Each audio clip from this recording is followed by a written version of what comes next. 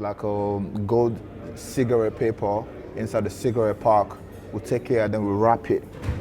It looks like a World Cup, because the World Cup is gold. So we wrap it and we'll put it somewhere and we look for a referee so to officiate the game. And after the game, whoever wins take this trophy. And it was really passionate. That's why it was just a glove and a cigarette pack.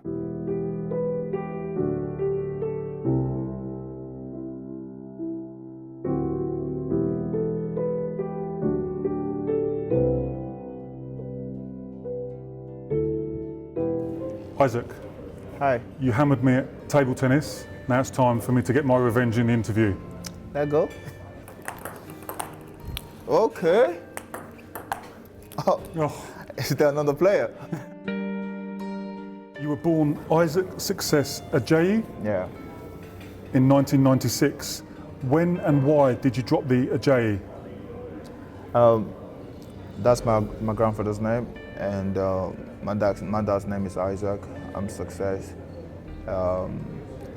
People normally call me Isaac Success, forgetting the Ajayi, but in my passport, Ajayi is there. So, yeah, but you have to really get to know me before you can tell there's Ajayi in my name.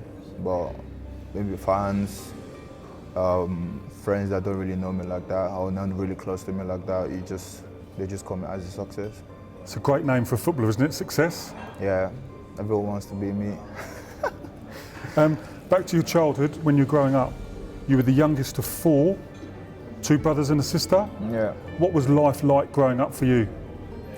You always have to do what they want you to do, and at every given time, you just have to be humble, obedient, and try to just chase your dream or do whatever makes you happy after going to school.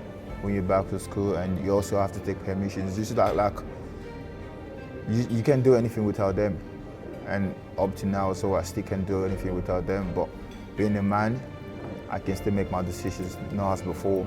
But yeah, our families always come first. You were the youngest, or you are the youngest. Were you like the golden boy, or were you like the youngest and the other three picked on you? No, I wouldn't say golden boy, because we all had talents, and I think I had a bit of luck to break through first in my family. And yeah, my brother plays football as well in Romania, and yeah. Then when we're growing up, like my mom never allowed me to go play football because she wanted me to just follow my education. I know that, but yeah, now she's happy, I guess. Trying to take a corner kick. It was like one of your shots.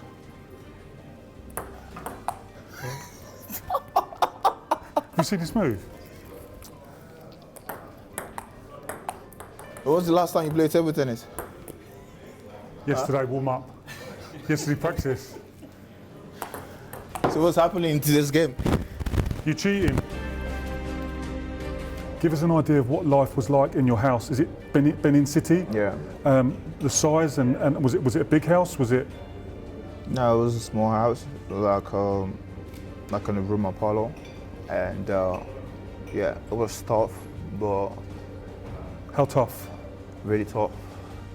Tough in the sense that sometimes I have to go out and eat, and yeah, but I was more focused because I believe I could play, and that's why my mom wasn't encouraging me to play, but I believe I could play, so I was just, okay, cool. The only thing that can change something in this family is for me to pay more focus to football, because everyone keeps saying, you're good, you're good, you're good, and that. So that gave me a lot of confidence, and I decided to go out there and play. Give us an idea of the size of the house, and did you have to share with your brothers a room? Yeah, we sleep in the living room. Sleep in the living room? Yeah. No bedroom? That was for my dad and my mom. So you had one bedroom? Yeah. And all the kids slept in the living room? Mm-hmm. That must have been hard. I know, but what we appreciate more is seeing a happy family, and that's it. We've spoken before about your struggles to get food. Talk to me about how the lengths you used to go to get food. Sometimes it might be 30 minutes walk or even more, but it was like me and a couple of my friends, so it was a bit easier for us because we were working together, talking, cracking jokes before we know we get to the destination and all that. But it wasn't happening often because we have to wait for someone to announce that they're getting married. They're like, where's the location? Let's hit the spot. So sometimes after eating, we have to like probably pick the drink bottles, and pack it together and give it to the people that's actually having the wedding, so we can get more food and take home or something like that. So friends and brothers and family can also eat. So you used to sneak and crash into weddings just so you could eat? Yeah. Wow. Tough. Yeah. Tough? Yeah. Did you ever get caught? Did you ever get thrown out? Sometimes, because there are always security in the weddings, and yeah, but sometimes when we get thrown out, we just have to plead with them and say, really need this, we can do something, we can park the dates, we can park the bottles, the plates and all that. So they'll be like, okay, cool, let me ask questions and get back to you. There's something to do before you guys can get food. And yeah, sometimes we get lucky, sometimes we don't get lucky, and we just go home from there.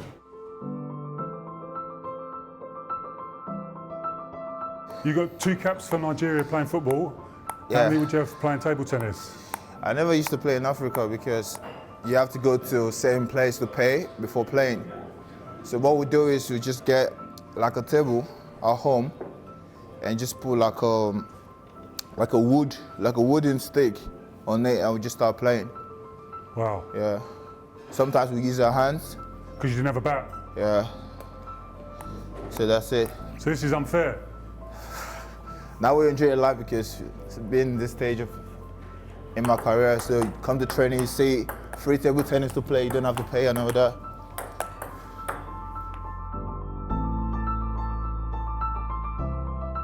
Was football something of an escape, Isaac? So if you didn't have food and you were living at home in the cramped living room, was football an escape for you? Not really though, not really. Because I've always loved football. And I was once a Madrid fan, and I had the jersey of Zidane every time going to the sports center to watch.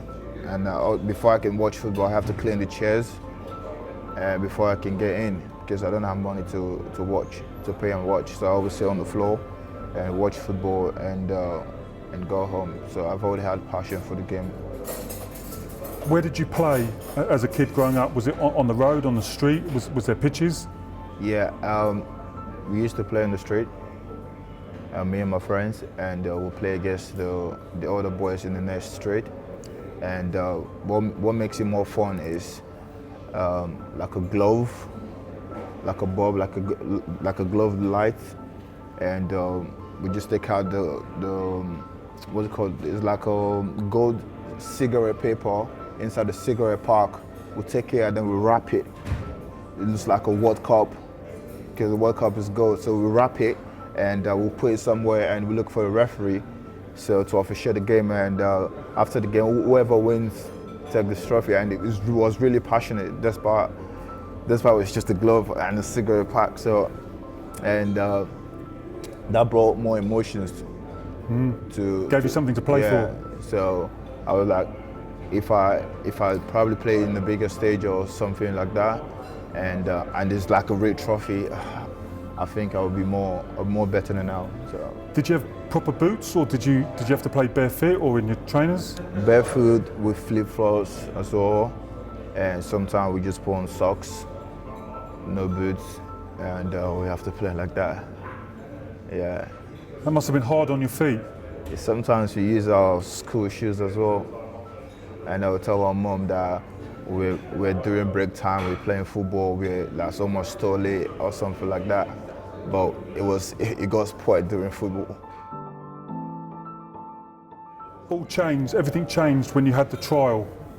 You went to trial and it was 4 hours away. Yeah. Correct? And it was a coach called Douglas Idihos. Idihos. And he paid the coach fare. Yeah. How did that happen? How much was the coach fare? It was like,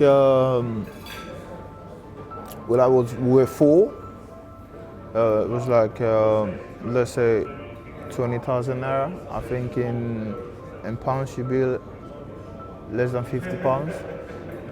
So yeah, I was playing, like I said, I was playing for my brother's team, and I had a game with a local team in my city, and after that I joined the local team because they asked to sign me, and then if you want to sign a player on the street, you have to buy a pack of cabin biscuit and whiskey.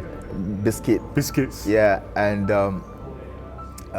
let's say a pack of water, like a sachet water, before you can sign or a player can leave his club into the club. So they did that. I went there, and after that, a couple of months, I had a game with one of the best team, which the Idahosa team, Douglas Idahosa team, and I got invited to join the team. So that was why I left. I started playing for them before I had a chance to go for the under-17 screening. Yeah. And you didn't have enough money to go on the coach? No. We were believing that the time we're going to be there, and we're going to get selected quickly. So the money we had got exhausted, and there was nowhere to sleep. I know that we had to sleep at the stadium, waiting for the next day to train. And the head coach of the team wasn't around, waiting for a training course in Europe. And the day they had the final selection, we weren't involved. We had to go home the next morning. And when we were leaving the stadium, that was when the coach was coming in. And he said everyone needs to go back. And because now he's here, probably the players that the other coaches didn't like, he might like someone inside. So he asked us to come back the next morning. So we came back the next morning. We had a game with the players that was already in the camp. And and he asked me to come back. He says he liked me and I should come back. So I came back the next day. I started training with them. We had a game. I did well. And that was how I got into the camp and all that. That was how I started. But amazingly, you played so well the next day, yet the night before you'd slept in the stands. Yeah. What was that night like? It's terrible, but I had it in mind that I'm here for a mission. It wouldn't take. I know it's gonna be like a long night for me and the rest of the boys, but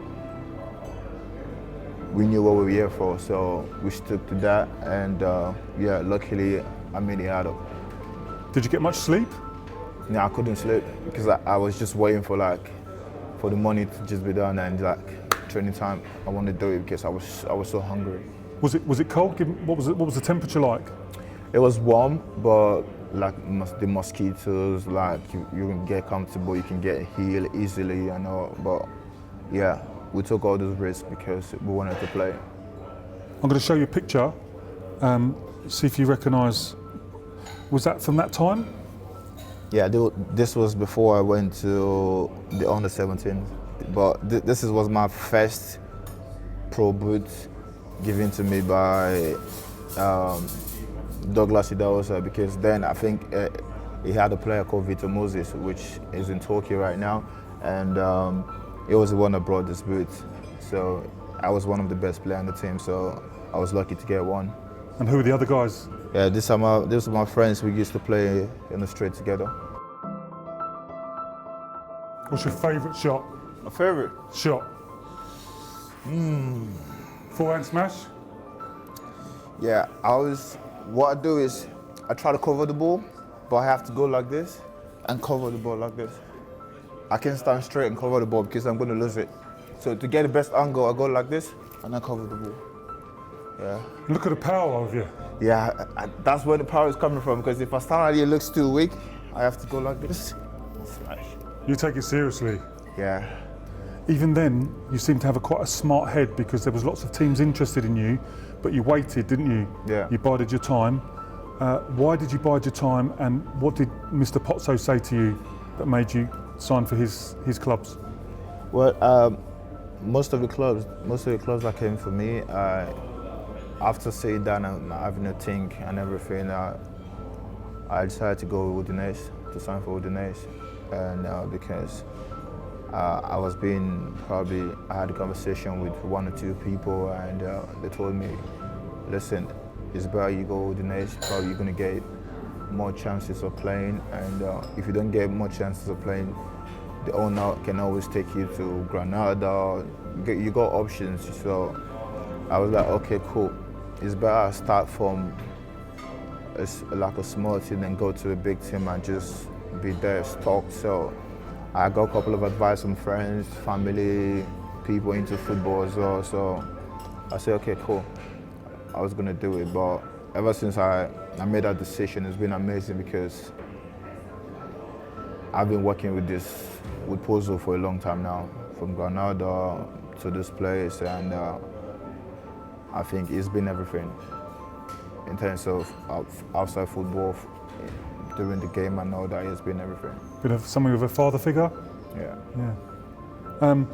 Troy Deeney tells a story when he signed from Walsall for Watford, and he got his first wage packet at Watford, and he went to the cash machine 1 minute after midnight and couldn't believe the money that was in his account.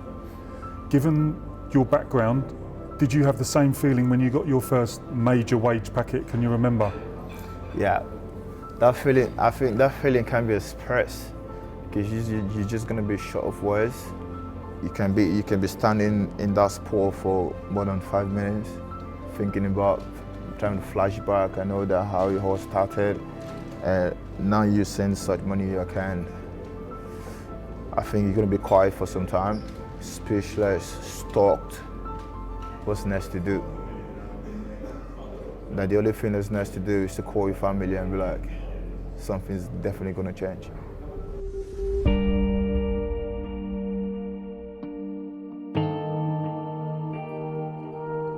Who's the best in the team? Capu? Cavs and Marepa. Marepa? It's good as well. Doucouré? It's good, but not compared to both of them. And I see Fouquier playing all the time. Nah, I think I'm better. I'm going to show you another picture. It looks like you're a very, very generous man. What was happening here?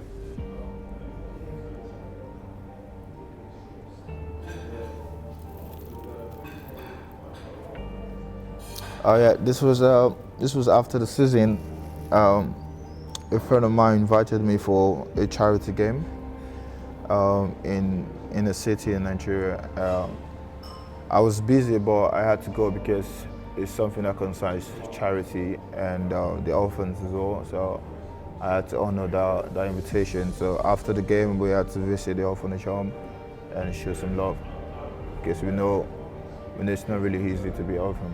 Do you know what I mean? So when I was there, it was a bit too emotional for me and for the rest of my friends as well. But we just had to do what we had to do. What exactly did you do?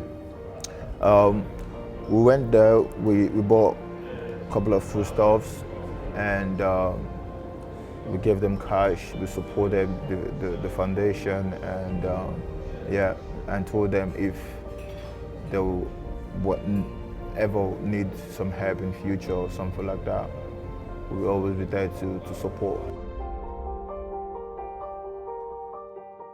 How big an influence on you is Laddie, your agent? Well, I met him through Audio and Gallo, and since I met him, he's always been like an uncle, a father, a friend. We get along easily, and I think I've learned a lot of things from him since I started working with him. Yeah. Does he tell you off? Sometimes. Sometimes it's normal. Like for what? What would he say? Maybe sometimes I don't do in the game or something like that. Like, what are you doing? I try to do this, like, I'll talk to you later. You know what I mean? Was he responsible last summer, not the summer just gone, the one before? You got in fantastic shape. Was he responsible for that? Did he say, Isaac, you need to get in shape, you need to work harder, you need to be fitter? Yeah, he told me. I was in Nigeria having a good time with family and friends, and he called my phone. Listen. And we know you like a good time. Listen, you have to report back 2 weeks before the preseason start. I was like, what? I said, yeah, I'm serious. You have to come. I said, okay. So what's the plan? He said, you have to come, I'm going to get a ticket right now. You have to come to Manchester. Everything is being sorted out, the training and all that. I was like, okay, cool. Okay, cool in the sense that I wasn't ready for it, but I was just thinking about it. Yeah. Okay. And I decided I had to rethink about everything. I was like, yeah, that's a good thing. I need to do it. So I left everything I was doing in Nigeria, and I have to honor that because it's good to always plan ahead and to be ready. It's that tracksuit, it's put me off. Yeah, it's shiny, right? Do you want to have lunch before I come back? Was it dark when you got dressed this morning? Good jokes, what? Take you back to December 2016, a game at the Etihad Stadium. You came on against Manchester City. I think everybody's clinging to the hope that we'll see more of that. Can you remember just how well you played that day when you came on? You gave Zabaleta a real tough time. Yeah, well, before I didn't know I was gonna get a game time that day, but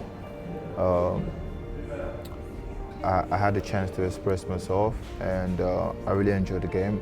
I went into the game with the heads of, let me just enjoy myself. Do you know what I mean? And yeah, and I was surprised. I know I could play football, I'm good, but I was just surprised at that performance because I wasn't expecting that. Because I went to the pitch with a relaxed head, like no nervous or wherever, because of the standard of the players City has. And well, yeah, it was a good game.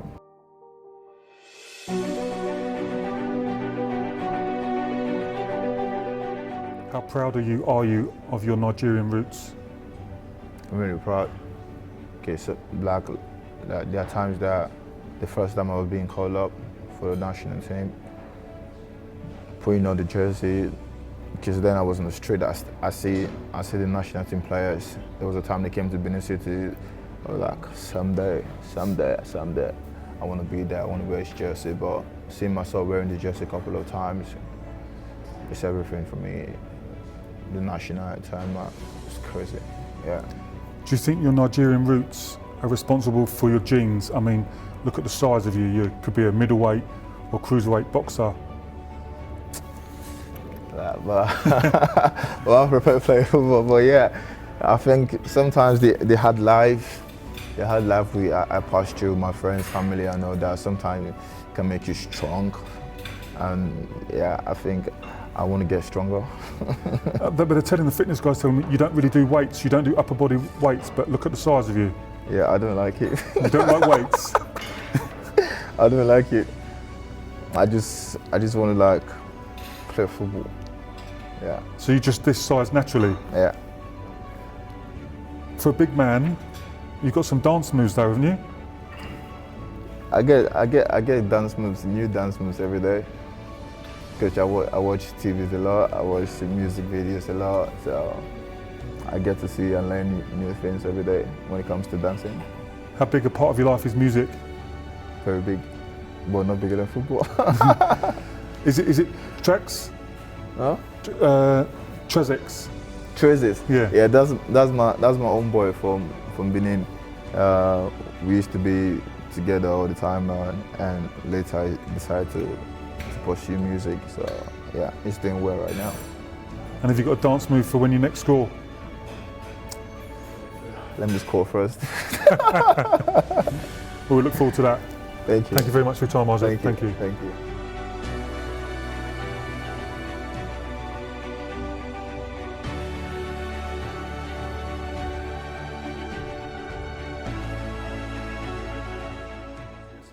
want to see if you can do it. Play football. Try it. Okay. Good, try it. I try.